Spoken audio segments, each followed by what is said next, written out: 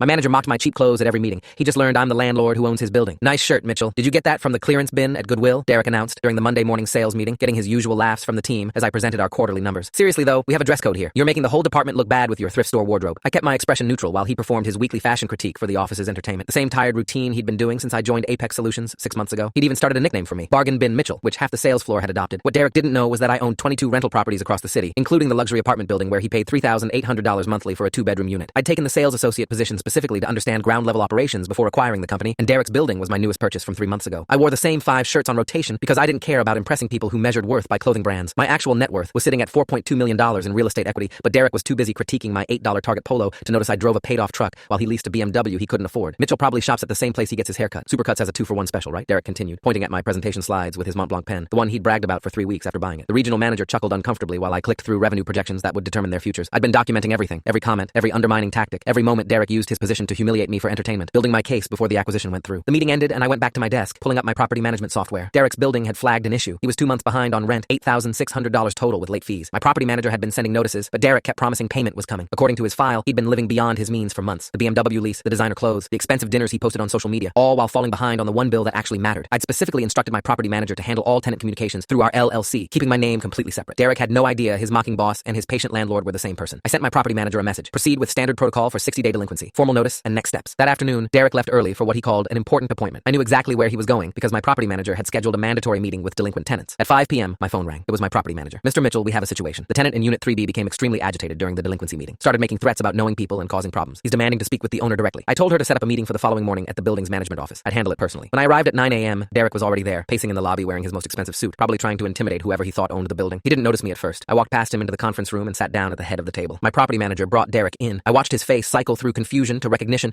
to absolute horror as he realized his coworker was sitting in the owner's chair. Have a seat, Derek. I used his first name deliberately, the same way he'd been using mine to diminish me. He sat down slowly, his usual confidence completely shattered. You're $8,600 behind on rent with late fees accumulating daily. My property manager says you've been making threats and promises for 2 months without a single payment. Want to explain what's happening? Derek's mouth opened and closed silently. I didn't know you. I mean, this is your building? I slid the lease agreement across the table with his signature at the bottom. I own 6 buildings in this district. This one's my newest acquisition. Closed 3 months ago, right around the time you started the Bargain Bin Mitchell nickname. His face went white as he connected the timeline. Here's what's interesting, Derek. You've been mocking my cheap clothes while spending $400 on designer shirts and falling behind on rent. You lease a BMW you can't afford while I drive a paid-off truck. You bought an $800 pen to show off while owing me $8,600.